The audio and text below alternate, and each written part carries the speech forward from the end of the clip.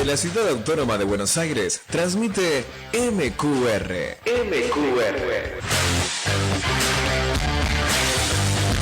www.masqueunaradio.com.ar.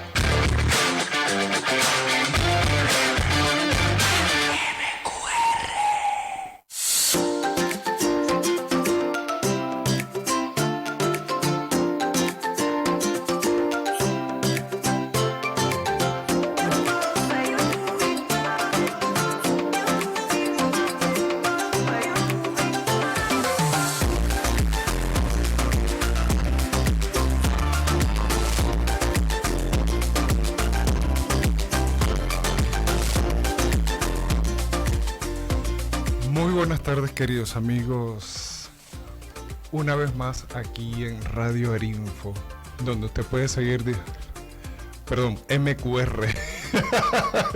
Lo de Radio Arinfo ya pasó, ¿no? Una vez más aquí en tu programa Emprende desde el Ser, en donde hoy vamos a disertar en otro tema importante. Pero antes de comenzar queremos agradecer a la producción y dirección en los controles de Jordana Peñaranda y Carlos Goete Álvarez, que siempre están allí apoyándonos, y este es su servidor, locución y producción, Carlos Cruz Villarroel Márquez. Y nada, bienvenidos entonces una vez más a este su programa. Y hoy tenemos un gran invitado que nos hace el honor de su presencia, y él es Leimer Ríos. Sí, señor. Totalmente venezolano, ¿no? Sí, señor, de pura cepa. Excelente. ¿Cuánto tiempo tienes acá en Argentina? Bueno, primero que nada, gracias por la invitación. Y mira, acá en Argentina tengo 6 años ya. Excelente. Contando, sí. Qué bueno, qué bueno. Muy bueno inclusive lo que vienes haciendo desde esas grandes tortas que haces. Y nada, entonces para comenzar, ¿cuál fue tus inicios? ¿Por qué te impulsó a emprender? Mira, yo he tenido la inquietud de emprender desde bien chiquito. Esto es un cuento que a veces yo lanzo como chiste, pero que es 100% verdad. Cuando yo tenía, no sé, como 7, 8 años, a mí mis papás, ellos vinieron y me compraron un Nintendo 64. Sí. Y como yo tenía amiguitos de por mi casa que todavía no tenían ese Nintendo, yo lo que hice fue que empecé a alquilarlo. Y les alquilaba por hora para que ellos jugaran también. Ese fue como que el primer emprendimiento que yo tuve. Me daba para comprar caramelos y también para comprar otros jueguitos, ¿no? Y así claro, como que ir expandiendo la oferta. Diversificando. Claro, sí, no, expandiendo la oferta, la variación de productos, ¿no? Pero ya acá en Argentina fue un proceso, porque yo me recibo de ingeniero, o me gradúo, como decimos nosotros en Venezuela, en el 2016.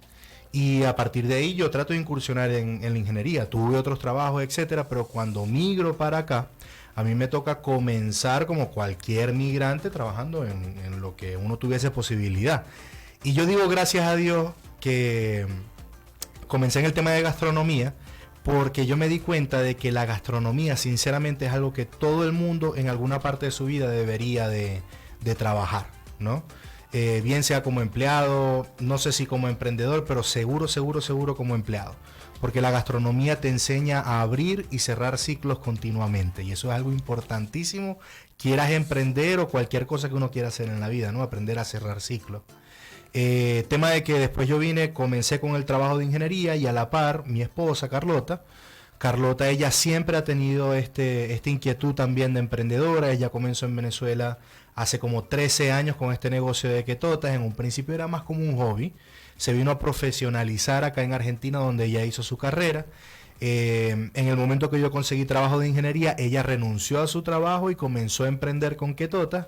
Y de a poco yo siempre estuve como que por ahí coqueteando con el hecho de ayudarla con el tema de los costos, claro, ayudarla con el tema de procesos.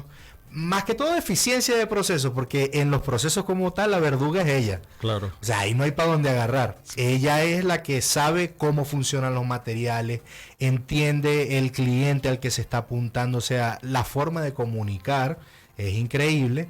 Y yo lo que hacía era como que la apoyaba en esa parte administrativa, que en un principio era como muy tímido, era como toquecito, porque creo que siempre nació de la necesidad de yo querer estar más y mejor tiempo con ella, y que yo veía que a veces se enredaba con un montón de cosas, o también decía, bueno, pero es que si vas a invertir esta cantidad de tiempo, al menos que te sea significativo, ¿no? Claro. O sea, que realmente no le que sea pase bien, como... que sea bien productivo. Claro, ¿no? Y que, por ejemplo, con el tema del precio, que siempre que uno emprende es una de las cosas más difíciles de poder estimar, el precio, yo le decía, bueno, pero me acuerdo que el momento clave fue cuando yo le dije, bueno, Carlota, pero tú le estás pagando a la gente para que te compren las tortas. Por supuesto. Porque tienes que incluir estas cosas, y si se incluyen por ahí, tú no estás saliendo a beneficio, sino que más bien tú estás dando recursos de más para que la gente pueda consumir las tortas que tú estás produciendo. Claro. Entonces, claro, eso fue como un antes y un después, porque a partir de ahí ella me permitió... O sea, esos elementos accionar de un poco ingeniería ya se pusieron de manifiesto en ese Claro, momento. pero totalmente. Mucha gente me pregunta a veces de que cómo la ingeniería tiene que ver con este tema financiero. Totalmente. Y yo le digo, está íntimamente relacionado, porque uno en ingeniería, sobre todo en las áreas que yo desarrollo, que son las de diseño y de procesos, la variable económica es fundamental. Claro, por O supuesto. sea, si por muy buena que sea la solución, si a nivel de costo es muy cara, no es tan buena. Claro. No es tan buena.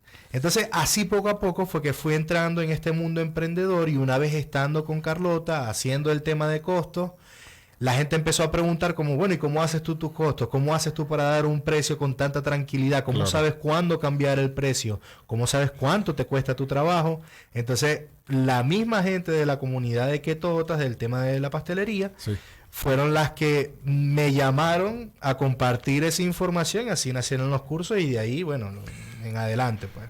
Realmente, esos pianísimos, ¿qué fue lo que te mantuvo, inclusive para tomar la decisión de dejar tu trabajo y ya dedicarte con Carlota a tu emprendimiento? Totalmente. Mira, y eso es bastante interesante, porque hay mucha gente que de repente está en esa situación. Conozco mucho, tengo muchos alumnos que están en esa situación. Esa piedra cayó en mi techo.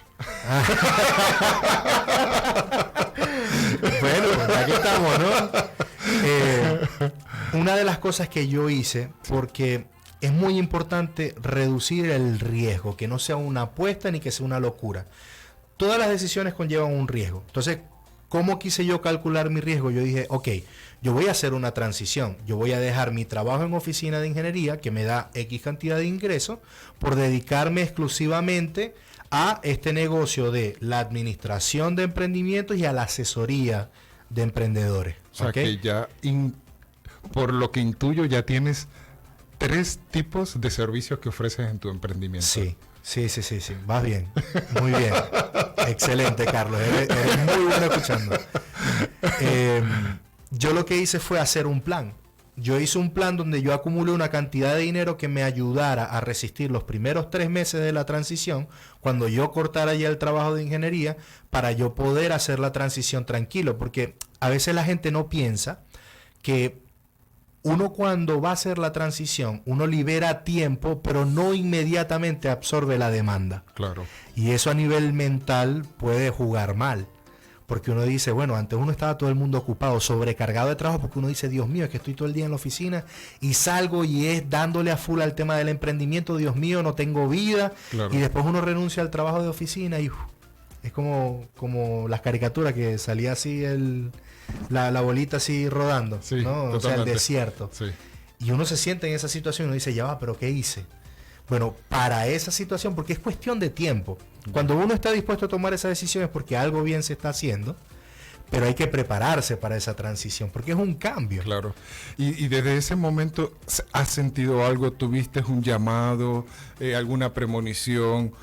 ¿Sentiste que alguien te dijo, mira, va por ahí algún cartel que te llamó la atención y te dice, mira, sí, eso me toca a mí? ¿Te pasó? Yo creo que lo mío fue un poco más directo, porque era la misma gente diciendo como que, hey, mira, Sí. vení acá. Yo creo en Dios, pero quizás no soy tan místico en ese sentido, ¿no? Soy muy pragmático, muy racional, pero sí hubo muchas señales, no solamente a nivel de, vamos a decir, de calle, si se puede decir de esa manera, Sí. que la gente me decía, mira, haz esto, ayúdame con esto, tienes chance, vamos a sentarnos, etcétera. Veía mucho eso, porque dentro de todo el tema de costos es algo que hace mucha falta, porque nadie te lo explica en ningún lado. Exactamente. Por lo menos no el que es orientado a los productos y servicios puntualmente, ¿no? Inclusive específicamente en el área o el rubro de comida en donde están ustedes. Sí. Que eso es básico. Inclusive hasta por de la pizca de sal hay que contabilizarla, ¿no? Sí, a ver, hay un dicho muy famoso que dice que todo lo que se puede contar o todo lo que se puede medir se puede mejorar. Okay. Pero ese tiene un apellido, que es que no todo lo que se mide realmente es útil. Claro, ¿no? Tiene sus pros y sus contras. ¿Cuál es la maravilla de contabilizar todo? Más allá del tema de costos, es el tema de proceso. Porque cuando uno tiene el proceso estandarizado es muy fácil de replicar. Y cuando un proceso es fácil de replicar, es fácil de medir los cambios. Y si son fáciles de medir los cambios, entonces uno puede hacer el registro de por dónde va funcionando mejor. Claro, por supuesto. Es un tema de procesos al final del día, ¿no? Y yo creo que ahí es en donde está la conexión más íntima. En que los procesos como fundamento te permiten tener mayor control en todas las áreas del negocio. Yeah. Y ¿cuál ha sido entonces en ese momento de transición en que te viste en el emprendimiento? ¿Qué diferencia hubo justamente en el hecho de estar en una oficina y ahora con tu emprendimiento? Creo que la primera y principal diferencia es que uno no corta. No cortas. O sea, cuando uno está en relación de dependencia, en el momento que uno sale de la empresa, es como si uno se desconectara de la empresa. Claro. O sea, si eso, no sé, a lo mejor va a sonar muy mal, pero sí, a nivel anímico uno lo siente de esta manera. Bueno, si eso se prende en candela, ya yo no estoy ahí. Claro. A veces uno siente de esa manera también. Pero cuando uno empieza a ser emprendedor, dueño de negocio, uno no corta. O sea, todo el día es un buen momento para pensar en eso. Y más bien uno tiene que construir una disciplina para poder entender cuáles son los momentos más adecuados o más provechosos para sentarse a pensar en eso, porque si no te consume. Claro. Antes uno tiene el beneficio de que el reloj te para, porque tienes una cantidad de tiempo donde tienes que cumplir cierta cantidad de actividades por contrato, si lo quieres decir de esa manera. Pero cuando uno tiene su negocio, nadie te va a decir que corte. Claro. Y uno tiene también como la presión de decir, bueno, pero es que si trabaja un poquito más, puede que gane un poco más. Entonces ese tipo de pensamiento uno tiene que aprender a controlarlo también. Esa creo que es la principal diferencia entre trabajar en una oficina y tener un negocio propio. Y Carlota y tú se han formado en el área gourmet, en el área, han hecho cursos y formación de algún tipo de chef, algo así por el estilo, repostería. Carlota sí. Carlota, ella es profesional de la pastelería. Ella tiene un título de pastelería del Gato Dumas, que es una academia bien chévere, bien reconocida acá. Y justo ahorita está terminando un postítulo. O sea que es como un posgrado. Excelente. En el mismo Gato Dumas. Nosotros somos Team Gato Dumas. Sí, súper. Nosotros decimos que es como Gryffindor de la pastelería aquí para los fanáticos de Harry Potter. Excelente. Sí. ¿Tú no has querido incursionar? Mira, directamente en el área gastronómica, no. Ahorita estoy por comenzar un posgrado en dirección y gestión de pequeña y mediana empresa en la UBA. Excelente. Me aceptaron el año pasado y lo comienzo ahora en marzo, que va a ser ya como una capacitación ya directamente relacionada al área de emprendimiento y de gestión. De resto, lo que he hecho es en el tema de ingeniería, como te dije, ingeniero mecánico de profesión, de título. Sí. Por luz, ¿no? Por luz, sí, de la Universidad del Zulia. Hasta tatuado tengo el lema, por nube y la fuego. Sí, increíble. Yo amo mi universidad. Con locura. La amamos. Y yo todavía sigo mandando trabajo para allá. Claro. También sí, pues a veces me llaman, me piden colaboraciones y yo con gusto se los hago. Chico, qué chévere. Bueno, me he encontrado otro hermano. Sinceramente, sí. Así lo considero. Bueno, yo me gradué del área de ingeniería, bueno, en Venezuela licenciatura en informática, pero en la UDO, el otro extremo. Claro, en la UDO. Pero siempre tuve conexión con luz. Te voy a hacer otra pregunta antes de ir a música. Si bien es cierto, en el tiempo te ha permitido a ti hacer descubrimientos sobre la misma emprendimiento, ya tienes un modelo de negocio establecido. ¿Nos puedes describir de forma general cómo es ese modelo de negocio? A mí me parece que una muy buena guía para poder hablar de un modelo de negocio es el modelo Canva. Es espectacular porque Dentro de todo, yo soy muy creyente de lo que es el método Toyota. ¿Ok? Yo quedé mucho con eso, que el método Toyota es reducir desperdicio. Y el método Canva es un método en donde tú, en una sola hoja, puedes describir un modelo de negocio completo. Para hacerla sencilla, Sí. uno en un modelo de negocio lo que necesita definir principalmente son el cliente al que uno está apuntando o al nicho a donde uno está apuntando, cuál es tu propuesta de valor, cuáles son tus principales proveedores, cuál es tu estructura de costo y cómo obtienes los ingresos, ¿no? Para nosotros en Ketotas, realmente nuestra propuesta de valor es conectar a personas. Es conectar personas. Nosotros estamos en el negocio de conectar personas para que puedan crear momentos especiales. Ah, excelente. Nuestra, O sea, claro. lejos de lo que pudiera significar compartir una torta, es compartir una experiencia a través de una torta. Exactamente, exactamente. Me parece bien. ¿Has tenido algunos modelos de referencia? Por ejemplo, Bori Balastro. Mira, yo creo que de todo un poco, va mutando también. Ok. O sea, es un error pensar que los negocios son un sistema estático. O sea, los negocios no son una foto. Y hay veces que la gente cree eso, como que bueno, yo diseño mi negocio y ya eso es mi negocio hasta el final de los tiempos. No. Los negocios mutan, los negocios crecen, se desarrollan, se desenvuelven, cambian, vuelven otra vez, porque es un sistema dinámico el negocio. En su momento, nosotros de repente veíamos como referencia a ciertas empresas. Hoy en día, sinceramente, yo te digo, como me estás preguntando a mí directamente, Sí. te lo digo como a mí me sale. Yo veo mucho el modelo de negocio que tiene, por ejemplo, Empresas Polar. Excelente. No solamente en cómo se enfrenta el público, sino también cómo se autogestiona, o sea, cómo es la gestión interna. Yo tuve la oportunidad de trabajar en Empresas Polar y fue una experiencia que me cambió la vida, porque yo creía que los negocios y que el desarrollo de una organización se tenía que hacer de cierta manera, pero cuando yo estuve en Empresas Polar me di cuenta de que sí puede ser así, porque yo creía que era un sueño, era algo como, bueno, no sé, Leimer el idealista. Claro. Pero me di cuenta de que sí se puede lograr. Y hoy en día apunto a eso. Y creo que tiene mucho que ver el modelo que uno persigue con quien uno considere su verdadera competencia, que es importantísimo Ya. a cualquier nivel. En ese sentido, ¿has hecho colaboraciones desde un punto de vista como para fortalecer ese modelo de negocio? Ha Sí, sido totalmente. excelente. Totalmente. Bueno, queridos amigos, vamos a hacer una pausa musical y ya regresamos.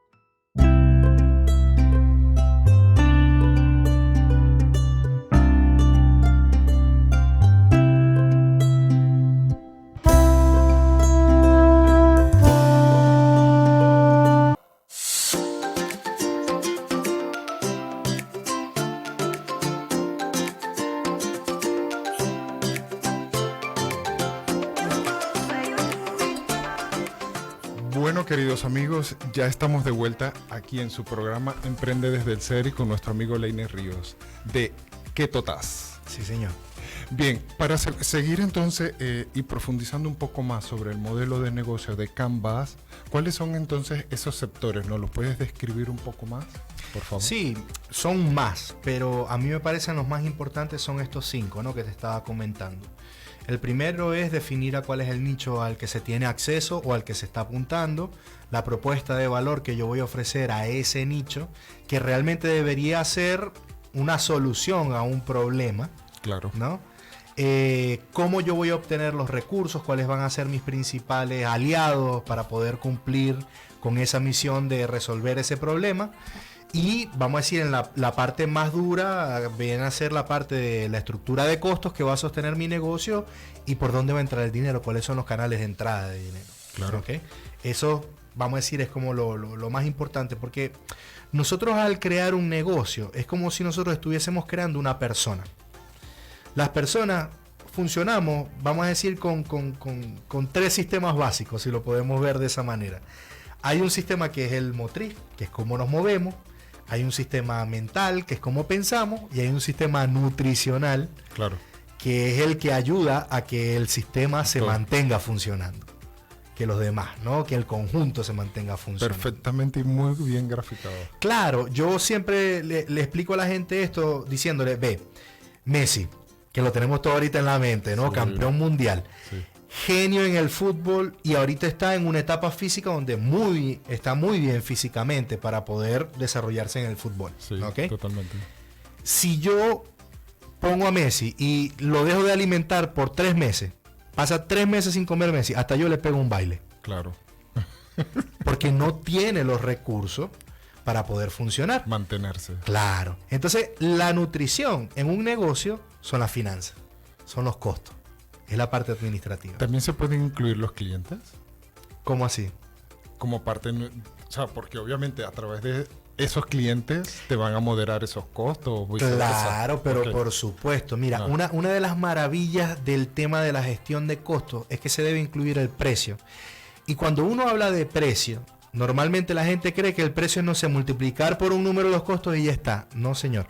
El que solamente se considera a sí mismo para colocar un precio, está cometiendo un error que puede ser muy grave. Porque el tema del precio, el precio es una conexión entre el producto y el cliente. Es más, me atrevo a decir que el precio es la conexión entre mi negocio y el mercado en general. Porque el precio es lo que permite la venta. Entonces, siempre que yo vaya a colocar un precio, yo de alguna manera tengo que incluir al cliente, al que estoy apuntando. Siempre, no hay otra manera. ¿Por qué? Porque yo tengo que hacer que mi producto sea lo más atractivo posible para ese cliente al que yo estoy apuntando. Y la maravilla de todo esto es que siempre que uno hable de precio indirectamente, y esto se lo agradezco a la ingeniería 100%, uno tiene que hablar de calidad. Claro. Porque la calidad a veces uno cree que es usar cosas caras y no es eso. La calidad es que lo que tú estás ofreciendo cumpla con ciertos requisitos. Y esos requisitos los define el usuario de lo que tú estás ofreciendo. Por eso es que si yo ofrezco torta y el cliente a mí me pide una de chocolate, ¿qué le voy a vender yo? Una de chocolate.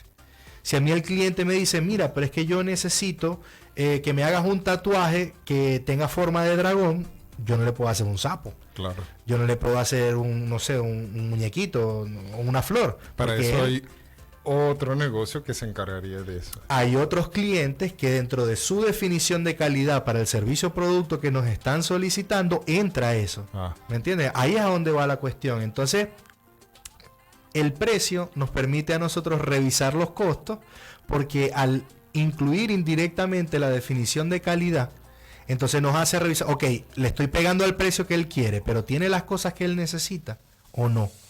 ¿Hasta dónde estoy llegando con eso? claro.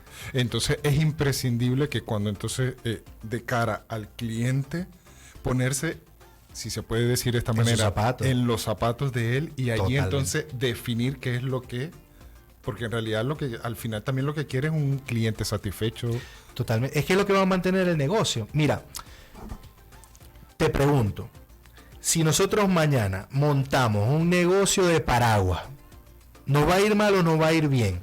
la primera pregunta que te debería venir a la cabeza es ¿dónde lo vamos a montar? Porque si nosotros montamos un negocio de paraguas en un sitio donde no llueve nunca, vamos a quebrar. Claro, totalmente. Porque no existe esa necesidad en ese mercado. Entonces no tengo gente a quien ofrecerle. Es un producto de muy mala calidad porque nadie tiene esa necesidad. Pero si exactamente ese mismo negocio yo lo monto en un sitio, no sé, en Londres, que todo el tiempo está lloviendo, Sí.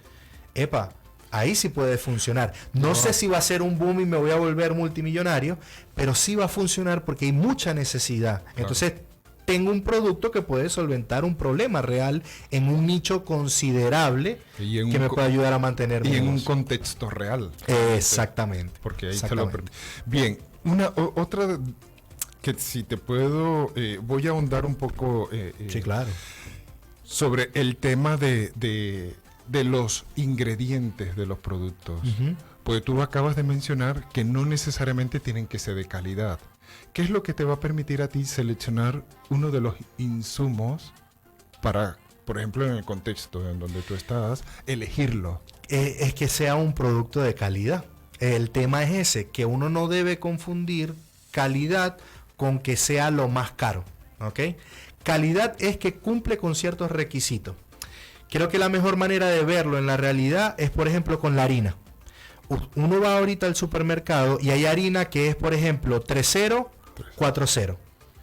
Ese 3.0, 4.0 es la definición de calidad porque te están diciendo para qué es esa harina. Claro. Entonces, si tú vas a hacer una pizza, la harina de 4.0 es de mala calidad porque no te ayuda a cumplir bien con esa función. La que es de mejor calidad es la 0.0. ¿Ok? Pero si tú vas a hacer una torta, cambia.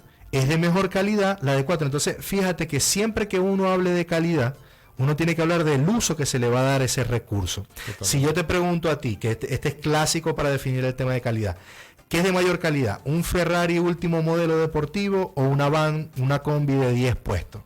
El que te responde el Ferrari es un consumista nato, puro y llano, que es lo que más hay. Y yo más bien te iba a decir la combi. Ah, bueno. El que responde, claro, porque dice el Ferrari, porque mientras más caro, uno cree, entre comillas, que es de mayor calidad, porque eso es lo que nos han enseñado, por lo menos lo que uno ve en la televisión. Claro. Por eso es que no sé, los reggaetoneros quieren andar con una, porque piensan que el éxito es eso, ¿no? Por el consumismo. Ahora, si tú dices que es la combi, la van, tenés mente no sé, de turco, perdón por la comunidad turca, sí. Pero uno le dice de esa manera, ¿no? Claro, como que estás muy pendiente del negocio, pero la realidad es que no es ni una ni la otra, porque yo no te he definido el uso, depende del contexto. Claro. Ahora, si yo te digo a ti, mira cómo se define claramente que es de mayor calidad, si yo hablo del uso que se le va a dar, porque si yo te digo a ti que es de mayor calidad, un Ferrari último modelo deportivo o una van de 10 puestos, sí, yo tengo un negocio de transporte turístico de familias de hasta 10 personas, desde los hoteles de Buenos Aires hasta Tigre. La combi, lógico.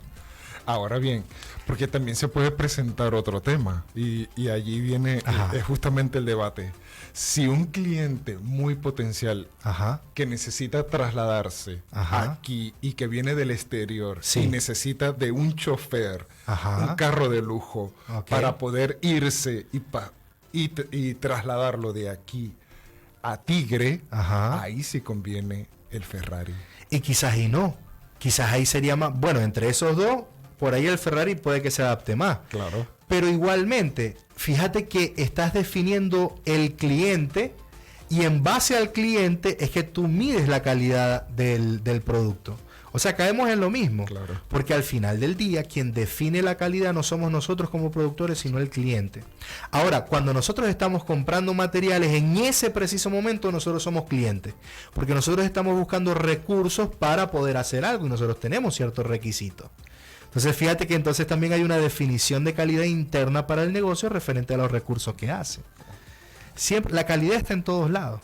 Y el hecho de entender la calidad es vamos a decir, un arma poderosísima para cualquier emprendedor o cualquier cualquier gerente de empresa.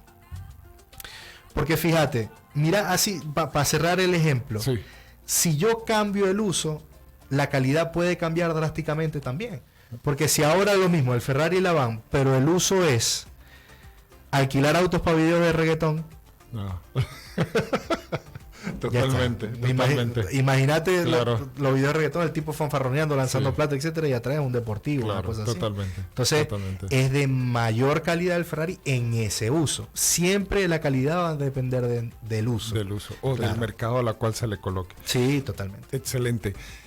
Otra pregunta y vamos a caer un poco en ese mantener, en Ujú. ser constante. ¿Qué es lo Sí. que te ha permitido seguir? Porque hay momentos en que como emprendedor tiendes a... No me salió. Mira, es buenísima la pregunta porque incluso yo estaba haciendo esa pregunta también a otros amigos empresarios, emprendedores. Hace poco tuve una conversación con unos amigos, con Andreina, que saludo si me está escuchando, la quiero un montón. A Néstor también, los saludo, lo quiero un montón también. Y justo les preguntaba eso, porque ¿qué pasa? Yo creo que todo emprendedor tenemos en común un apellido, o sea, somos familia por yo le llamo el primer apellido, que es la inconformidad. O sea, uno para ser emprendedor uno tiene que ser inconforme. El segundo apellido es en donde se diversifica, porque hay personas que además de inconforme tienen una necesidad puntual, tienen una inquietud, ambición, no sé, X. Cada quien tiene un segundo apellido único que a lo mejor comparte con algunos pocos, pero que no es común, ¿ok? El primero sí. Ahora, ¿cómo uno enfrenta esos momentos de bajón? A mí, sinceramente, lo que me ayuda es acordarme de que lo que estoy haciendo ayuda a otras personas. Es ahí. Yo siento que yo estoy en el negocio de mejorar la calidad de vida de la gente. Y mi forma de hacerlo es compartir la información que tengo acerca de costos, es compartir la información que tengo acerca de cómo mantener y gestionar negocios. Entonces, en ese sentido, ¿cuáles son tus propuestas de valor o propuestas únicas de valor? Depende de cuál sea el producto, ¿no? Pero en líneas generales, por ejemplo, con el tema de las asesorías, mi propuesta única de valor es que vas a tener un ingeniero acompañándote a pulir los procesos, Excelente. que no es algo común, ¿ok? Con el tema de la academia, es que vas a tener una persona acompañándote a responder tus preguntas. O sea, yo creo que mi propuesta de valor en el área de asesoría y de enseñanza va mucho por el acompañamiento. Porque en la industria de la enseñanza, es muy poco el acompañamiento que a veces se presta. O sea, es como yo te doy esta información y voy a ver qué haces con esa información. Yo creo que más bien mi éxito está en que la gente pueda aplicar y le sea beneficiosa la información que yo le estoy brindando. Entonces eso necesita un acompañamiento, porque Totalmente. es mentira que el 100% de la información se va a absorber en una sesión, en un curso. Entonces el acompañamiento es fundamental. A menos que sea grabado, pero todo depende ahorita. Incluso, mira, mis talleres están grabados y yo le paso la grabación a la gente. Incluso tengo uno pregrabado al cual la gente lo puede hacer 500,000 veces si quiere. Sí. Lo puede ver cuantas veces quiera en el momento que quiera. Y una de las cosas que siempre me dice la gente es que cada vez que lo ven encuentran algo nuevo. ¿Me entiendes? Sí, totalmente, como un libro. Es como un libro, cada vez que lo lees es diferente, porque el momento donde lo estás leyendo, la forma en cómo lo estás leyendo, la situación que uno está atravesando al momento de leerlo cambia. Totalmente. Entonces la percepción de lo que uno está leyendo cambia. Igual pasa con el tema de los cursos y es algo genial. Bien, y ¿cuáles son esas otras habilidades que a partir del hecho de que tú hayas dejado tu trabajo en oficina se han despertado en el emprendimiento? Wow. Es difícil, ¿no? Pasa que son tantas cosas también, ¿no? Porque Sí. inclusive hasta el hecho de intuir cuál es el cliente, si verdaderamente el cliente, elegir el cliente ideal. Ujú. Hasta eso uno tiene que despertar esa inquietud. Sí, yo creo que más que las habilidades que gané son las que tuve chance de desarrollar. Yo creo que lo vería de esa manera, porque el Leimer que trabajaba en oficina no es tan diferente al Leimer que ahora tiene sus emprendimientos o apoya en otros emprendimientos, ¿no? Pero lo que sí he podido es desarrollar los intereses puntuales que tenía en el área.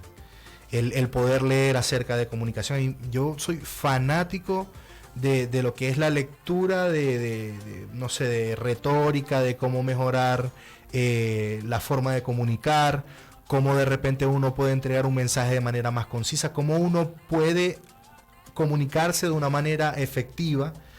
Eso, el poder trabajar fuera de una oficina me permitió desarrollar y capacitarme mucho más en esa área. El tema de la pedagogía inclusive, ¿no?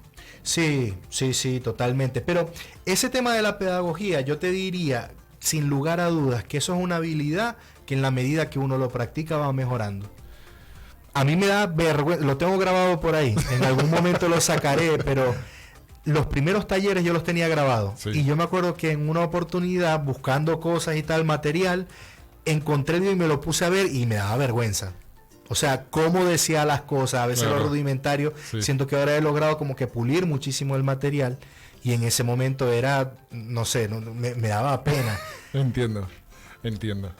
Sí, no hay otra manera de decirlo, es así. Y en cuanto, en la medida en que tú te vas expandiendo, en que vas necesitando personas que los acompañen o que los apoyen durante el emprendimiento, ¿cómo se detecta eso? ¿Cómo se valora eso? El mismo negocio te va pidiendo las cosas. Lo que hay es que tener alguna estructura que te permita escuchar al negocio. Nosotros con la estructura de costos que tenemos, por ejemplo, en Ketota, como nosotros tenemos control de los procesos y tenemos como identificado cuánto tarda hacer X cosa, cuando ya nosotros pasamos a un nivel de producción y nosotros tenemos estimado que una persona pueda hacer tanto de eso, el mismo negocio nos está diciendo como que, epa, estamos necesitando gente acá. Ahí uno toma la decisión si, no sé, incluir una persona cierta cantidad de tiempo o, no sé... Tiempo parcial o cada... Sí, incluir una persona a tiempo completo, tiempo parcial, eventual, o hacer un sobreesfuerzo hasta llegar hasta cierto nivel, o incluso nosotros meternos dentro de esa parte productiva para poder subsanar alguna parte del proceso. Lo que sí es fundamental es que yo considero que uno nunca delega un producto o un servicio completo, sino una parte del proceso. O sea, yo no voy a delegar hacer una torta, yo voy a delegar rellenar la torta. Solo rellenar la torta. Yo voy a delegar armar caja. Solo armar caja. Eso, así es como uno comienza a delegar y de esa manera, porque la realidad es que hay cuellos de botella. Es lo que te digo, el negocio te habla, solamente que tienes que tener una estructura con la cual tú puedas identificar lo que el negocio te está queriendo decir. Claro. Pero los negocios hablan totalmente. Esas entregas de valor, si se puede decir, inclusive hasta dentro del mismo negocio, como tal, porque estás diciendo que yo voy a llegar hasta aquí para entregar a otro. ¿Hasta qué punto tú puedes medir eso? Esa entrega, se puede decir como empoderar a la otra persona para que haga cierto trabajo. Pero tú lo dices en el sentido de delegar interno dentro del negocio. Sí, exactamente. Y que sea responsable. Claro, el tema es, mira, yo parto del hecho de que es trabajo al final del día. ¿Okay? Uno realmente lo que puede trabajar es alrededor del trabajo. Para mí es muy importante que las condiciones en las que las personas están trabajando sean suficientemente claras y cómodas para que la preocupación de esa persona sea hacer la tarea bien. Porque es muy difícil poder hacer una tarea bien si yo tengo el estómago vacío. Claro, por supuesto. Si yo debo un montón de cosas y no sé cómo pagar. Entonces, el tener condiciones dignas de trabajo es sumamente importante. Hay personas que lamentablemente juegan a la desesperación y a la necesidad para mantener a una persona haciendo una tarea, pero esa persona nunca va a lograr desarrollar su potencial y nunca va a lograr dar como que lo mejor de sí en esa organización, porque siempre va a estar en falta. Claro. Y ¿cómo tú puedes dar el 100% si no tienes ni el 80% disponible? Claro. Que ojo, el que crea que una persona va a rendir 100% en un trabajo también está soñando, porque por lo menos tiene que quedar energía para descansar. Claro. Es increíble, es como los celulares. Los celulares, a pesar de que se apagan, todavía tienen un poquito de energía para avisarte de que están sin carga. Claro. Las personas somos muy parecidas en ese sentido, necesitamos energía para descansar. Entonces, lo sano, por lo menos que yo he logrado ver en mi trabajo y bajo el estándar que yo trabajo, es que un trabajador altamente productivo te da entre el 60 y el 70% de su capacidad. Y es hiperproductivo. O sea, es una persona, el trabajador estrella, realmente te está entregando eso, porque el otro 30 es la necesidad que él tiene de reponerse también. Claro. Tener una persona, si es un turno de 8 horas, las 8 horas trabajando de pie, realmente no le estás aprovechando al 100%. Lo estás cansando y muy seguramente vas a tener una productividad por debajo del 50%. Porque uno necesita descansar. Claro, también. por supuesto. Una de las características que singulariza es que tus productos son hechos a mano. Sí. ¿Ok? El momento de saltar a la industrialización, Ujú. ¿se siguen conservando esos mismos estándares? No, cambia totalmente. El tema es ese. Mira, hay gente que confunde artesanal con industrial en el sentido de que no, si tú estás usando una máquina, ya eso no es artesanal. Bueno, yo todavía no conozco una persona que con sus manos pueda hornear una torta. Claro. Comenzando por ahí. Artesanal quiere decir hecho con las manos con la ayuda de máquinas. Industrial o industrializado quiere decir hecho por máquinas con la ayuda de personas. Tú vas a una fábrica de gaseosas, de refresco, por ejemplo, la Quilmes, y tú ves que hay línea de producción y las personas lo que hacen es supervisar, ¿no?, los valores que están ocurriendo en las máquinas, en la parte de, no sé, de mantenimiento para que las máquinas funcionen bien, Claro. en la parte de producción para que el producto cumpla con ciertos estándares de calidad. Y ya está. Pero en las fábricas artesanales, como por ejemplo Ketota, que nosotros lo trabajamos de esa manera, o también de mis amigos de Urban Jazz, que son pizzas artesanales, son productos que se hacen por personas con la ayuda de máquinas. Por ahí todo es a mano porque no es una máquina que hace la masa, que broma. No. Son personas que están haciendo eso y que se ayudan con máquinas porque es necesario. Pero, vamos a decir, el trabajo principal lo hacen son personas. Ahora, ¿dónde está el brinco entre esas dos cuestiones? En el cliente al que uno está apuntando. Si yo estoy apuntando a un mercado masivo, yo de alguna u otra manera voy a tener que industrializar. Total o parcialmente, Claro. ¿no? Porque eso es otra cosa. El tequeño es un producto espectacular, Sí. ¿verdad? Pero el tequeño es muy difícil de industrializar porque tiene un componente manual artesanal que es muy, no voy a decir imposible, Propio de... porque bueno, a alguien se le va a ocurrir. Pero ¿cómo hacer el tequeño de principio a quizá fin? un O sea, ingeniero envolverlo. Y Quizá. puede ser. No creo que sea yo. Ojalá se me llegue a ocurrir. Pero no, es complicado, en serio. Claro. En serio te lo digo. Hay gente muchísimo más inteligente que yo, muchísimo más preparada y muchísimo más aceitada en el área de diseño que no ha logrado dar con eso. No es que yo no pueda, pero es complicado. O sea, te lo digo sinceramente porque a veces me he puesto como que a pensarlo Sí. y es complicado. Pero aparte de eso, porque es un caso muy particular, todo depende del cliente al que uno esté apuntando. Fíjate que incluso, porque hay clientela para cada cosa. Uno va a mercados acá como por ejemplo, no sé, Carrefour, por decir alguno. Carrefour tiene una sección donde tiene budines que son industrializados y tiene unos budines que son artesanales. Por supuesto.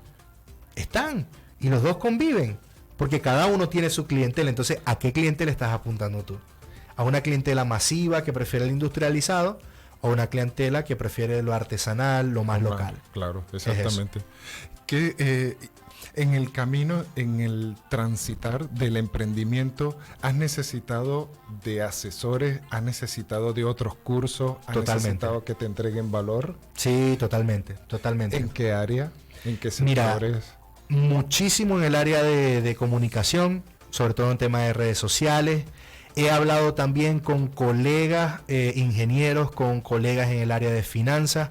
Yo parto de la premisa de que uno siempre tiene que tener espacio en la biblioteca. Quien tenga la biblioteca llena, eliminado, porque cree que se la sabe toda. Uno siempre tiene que tener espacio en la biblioteca para agregar más conocimiento, y cuando de repente uno sienta que ya se la sabe toda, hay que esforzarse por construir más espacio y salir a buscar cómo llenar ese espacio.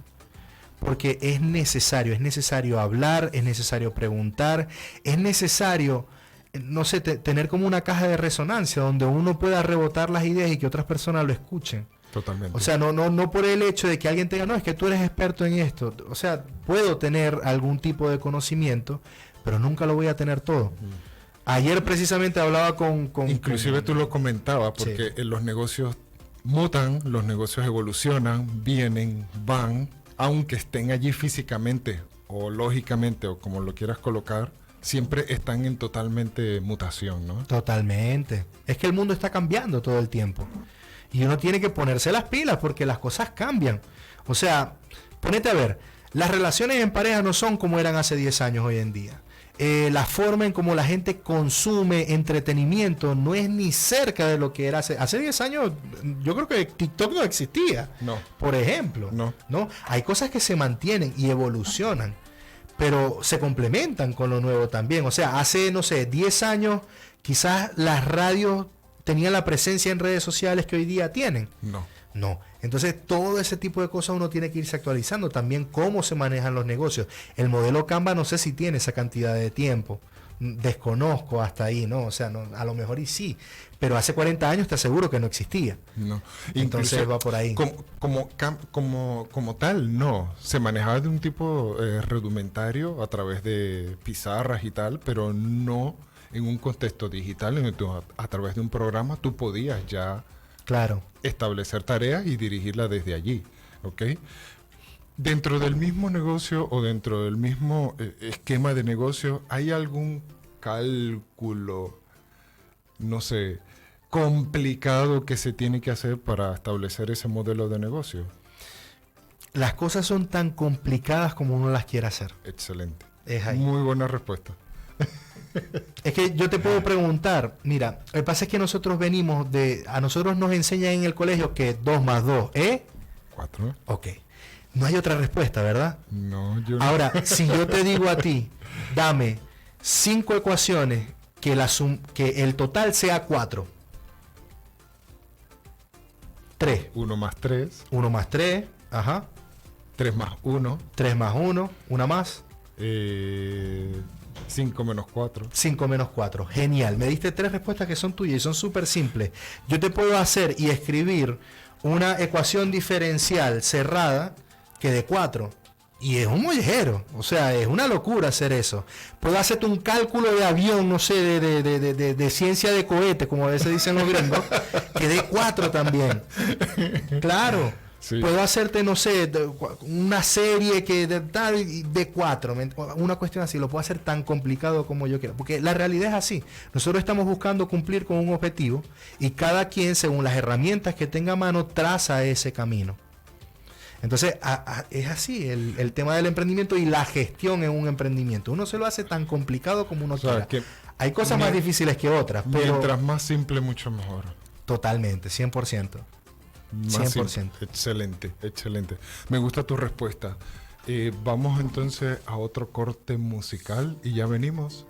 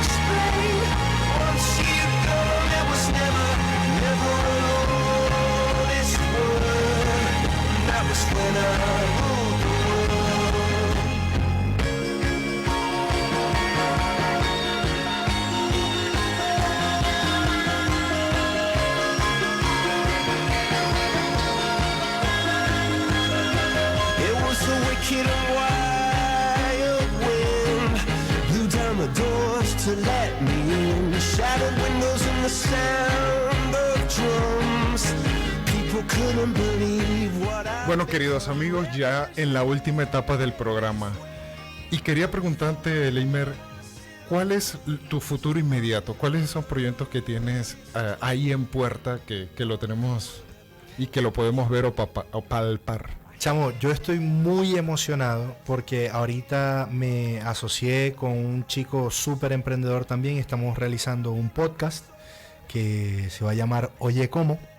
Todavía no lo hemos lanzado, estamos en fase de grabación, pero me encanta porque Oye Cómo va a ser un programa acerca de negocios también. Directamente, gracias a Dios, cuento con, vamos a decir, con una comunidad emprendedora y empresarial hermosísima. También de la mano con el trabajo que estoy haciendo con la Cámara de Empresarios y Emprendedores Venezolanos en la Argentina, que fue una iniciativa de Néstor Briceño de Tequepops. También Néstor, un duro también. Muchas gracias a Néstor por incluirme en ese proyecto. Y por supuesto el trabajo de la Ketotas Academia, ¿no? Más que todo orientado en este momento a lo que son las asesorías para emprendedores en el área de costos, de gestión de negocio y también el área de procesos, ¿no? Excelente. Que bueno, esos son ahora los proyectos que tengo andando. Estoy trabajando también con otros proyectos con la gente de Urban Jazz, hermoso negocio también de pizza. Buenísimo. Y por supuesto con Ketotas, ¿no? Son las cosas que de inmediato tengo ahorita. Pero la gente me puede comunicar o se puede comunicar conmigo por ahí, que creo que eso era lo que veníamos a hablar, sí. Con @leimito. @leimito es mi red social en Instagram. Por el correo también academia@qtotas o ketotas, ¿no? qtotas.com. Me pueden contactar también. Y mira, bueno, y ahora es el inmediato. Para cerrar, ¿qué nos puedes entonces aconsejar, sugerir o invitar? Mira, yo invito a las personas a que se atrevan a pensar que el precio es simplemente o es más que simplemente multiplicar por 3 los materiales. Atrévanse a incluir a ese cliente ideal, atrévanse a capacitarse, a pedir ayuda. Pedir ayuda es de valiente. Es de valiente porque pedir ayuda no es fácil. Pero pidan ayuda en esas áreas donde ustedes sienten que necesitan ayuda o que les puede ser provechoso aprender para potenciar su negocio. Es eso.